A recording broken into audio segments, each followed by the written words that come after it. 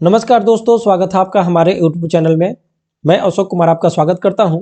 हम लोग आज फिर एक विज्ञान का बहुत ही महत्वपूर्ण चैप्टर विज्ञान और मापन लेकर के आए हैं, जो आपके एग्जाम के पॉइंट ऑफ व्यू से बहुत ही महत्वपूर्ण होगा। तो चलिए शुरू करते हैं। विज्ञान और मापन यानी साइंस और मेजरमेंट। तो विज्ञान क्या है? सबसे पहले विज्ञान के बारे में हम लोग जानते हैं। विज्ञान क्या है? तो सावधानी पूर्वक और क्रमबद्ध तरीके से किए गए प्रयोगों और परीक्षणों द्वारा प्राप्त ज्ञान को ही विज्ञान कहा जाता है। कोई भी ज्ञान, कोई भी डेटा जो सावधानी पूर्वक तरीके से और एक तरीका से, एक क्रमबद्ध तरीका से कोई भी परीक्षण किया जाता है, तो उसके द्वारा जो डेटा प्राप्त होता है वही विज्ञान कहलाता है। विज्ञान की दो शाखाएं होती है। विज्ञान की दो महत्वपूर्ण शाखाएं होती है, प्राकृतिक विज्ञान यानी नेचुरल साइंस और भौतिक विज्ञान यानी नेचुरल साइंस, यानी कि नेचर के बारे में जितने भी नेचुरली चीज़ें उपलब्ध है इस पृथ्वी पर, तो उसके बारे में जो जानकारी हम लोग प्राप्त करते हैं वो नेचुरल साइंस कहलाता है। और भौतिक विज्ञान यानी फिजिकल साइंस। प्राकृतिक विज्ञान यानी नेचुरल साइंस की भी दो शाखाएं होती है। वनस्पति विज्ञान, जिसको बोटनी कहा जाता है, जो पेड़ पौधे से संबंधित होते हैं। पेड़ पौधे से संबंधित जितने भी अध्ययन हम लोग करते हैं वो बोटनी के अंदर में करते हैं। और दूसरा जो होता है वो जूलॉजी होता है, जो प्राणी विज्ञान जिसको कहा जाता है, वो जीव जंतुओं से संबंधित विज्ञान यानी कि ज्ञान प्राप्त करते हैं। जो जीव जंतुओं के बारे में, जिसके बारे में अध्ययन करते हैं, तो सारे जूलॉजी से प्राप्त होते हैं। नेक्स्ट है भौतिक विज्ञान। भौतिक विज्ञान यानी फिजिकल साइंस क्या होता है? भौतिक विज्ञान, तो भौतिक विज्ञान का संबंध निर्जीव पदार्थों से और उससे संबंधित घटनाओं से होता है। यानी कि जो भी पदार्थ इस पृथ्वी पर उपलब्ध है जो निर्जीव है, तो फिजिकल साइंस के अंदर में उसको पढ़ते हैं। जबकि जीव विज्ञान का संबंध जो होता है सजीव पदार्थों से और उससे संबंधित घटनाओं से होता है। जीव विज्ञान में हम लोग सजीव के बारे में जानते हैं, सजीव के बारे में अध्ययन करते हैं। भौतिक विज्ञान की दो शाखाएं होती है, फिजिक्स और रसायन शास्त्र यानी कि केमिस्ट्री। तथा जीव विज्ञान की भी दो शाखाएं होती है, वनस्पति विज्ञान, बोटनी और जूलॉजी, जो बताया था ऊपर में ही। जो पेड़ पौधे से संबंधित अध्ययन है वनस्पति विज्ञान में यानी बोटनी में पढ़ते हैं, और जीव जंतु से संबंधित अध्ययन है जूलॉजी में पढ़ते हैं। वैज्ञानिक के काम करने के तरीके अर्थात उन वैज्ञानिक विधि के मुख्य अंग यानी वैज्ञानिक जो काम करते हैं उसके क्या क्या तरीके होते हैं, क्या क्या चीज़ों पर वो ध्यान देते हैं। तो सबसे पहला जो पॉइंट है, घटनाओं का सावधानी पूर्वक किया गया परीक्षण। जो वैज्ञानिक है, जो घटनाओं को, जो भी अपना रिसर्च करते हैं, तो घटनाओं को सावधानी पूर्वक परीक्षण करते हैं। संभावित कारणों का अनुमान लगाते हैं कि क्या क्या हो सकता है। जो वो परीक्षण करते हैं, जो रिसर्च करते हैं, तो क्या क्या संभावित कारण हो सकते हैं, तो अनुमान लगाते हैं उसका। परीक्षणों और प्रयोगों द्वारा उन कारणों की जांच करते हैं। नेक्स्ट पॉइंट है, जांचों के आधार पर उसका निष्कर्ष तक पहुंचने की कोशिश करते हैं वो, और आवश्यकता अनुसार विचारों और सोच में अपरिहार्य परिवर्तन भी करते हैं। नेक्स्ट है मापन यानी मेजरमेंट। किसी भी राशि की माप के लिए कुछ मानक मापों की आवश्यकता होती है। इसी मानक मापक को उस राशि का मात्रक कहा जाता है। भौतिक राशियाँ क्या होती है? नेक्स्ट है भौतिक राशियाँ। तो भौतिक राशियाँ भौतिक के नियमों को जिन पदों में व्यक्त किया जाता है उन्हें भौतिक राशियाँ कहा जाता है। भौतिक राशियाँ कितने प्रकार के होते हैं? भौतिक राशियों के प्रकार के बारे में हम लोग जानेंगे।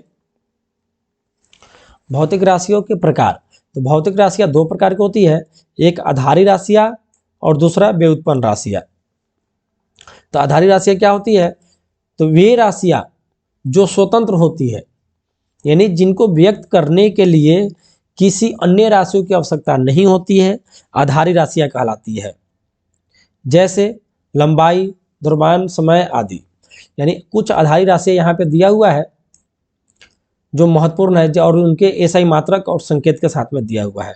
तो ये 7 आधारी राशियाँ होती है। आधारी राशियाँ ये भी पूछा जाता है कि आधारी राशियाँ कितने होते हैं? तो आधारी राशियाँ 7 होती है। कौन कौन सी है?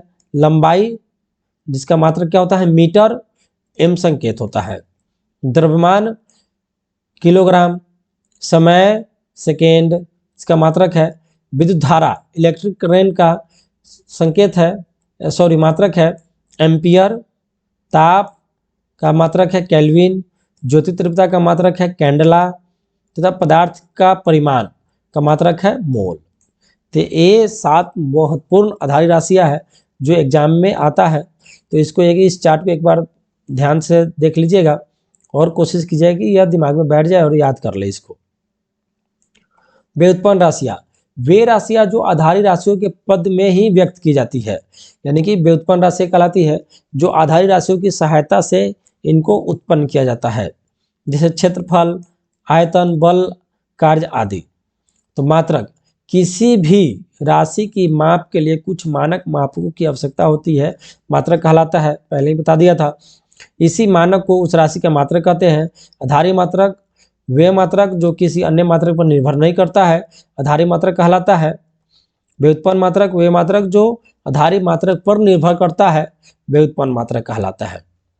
कुछ अन्य मात्रक है, जैसे समतल कोण का मात्रक होता है रेडियन, घन कोण का मात्रक होता है स्टेरेडियन, दाब का मात्रक होता है न्यूटन प्रति वर्ग मीटर या पास्कल, दाब का मात्रक कहा जाता है। घनत्व का मात्रक होता है किलोग्राम प्रति घन मीटर। बल का मात्रक होता है न्यूटन तथा ऊष्मा का या ऊर्जा का मात्रक होता है जूल। अब देखिए यहाँ पे क्वेश्चन कुछ है, प्रकाश वर्ष। प्रकाश वर्ष क्या होता है? तो प्रकाश वर्ष क्या है? एक दूरी का मात्रक होता है। प्रकाश वर्ष जो है दूरी का मात्रक होता है। तो आपसे डायरेक्ट क्वेश्चन ये पूछा जाता है कि प्रकाश वर्ष क्या है, तो प्रकाश वर्ष एक दूरी का मात्रक है। रेडियन और स्टेरेडियन क्या है? तो रेडियन और स्टेरेडियन अभी बताया था यहाँ पे। रेडियन और स्टेरेडियन, रेडियन जो होता है समतल कोण का मात्रक होता है और स्टेरेडियन घन कोण का मात्रक होता है। नेक्स्ट क्वेश्चन है, 1 नैनोमीटर कितने मीटर के बराबर होता है? तो 1 नैनोमीटर जो होता है वह 1.1 इंटू 10⁻⁹ मीटर के बराबर होता है। आंसर यहाँ लिखा हुआ है, आप इसको देख सकते हैं। नेक्स्ट क्वेश्चन है, आधारी मात्रक किसे कहते हैं? तो आधारी मात्रक वे मात्रक जो दूसरे मात्रक पर निर्भर नहीं करते हैं, जो स्वतंत्र होते हैं, आधारी मात्रक कहलाते हैं। व्युत्पन्न राशियाँ वे राशियाँ जो आधारी मात्रक से आधारी राशियों से क्या होते हैं?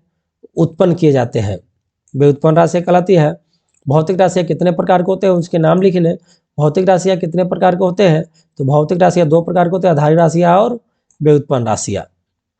नेक्स्ट है,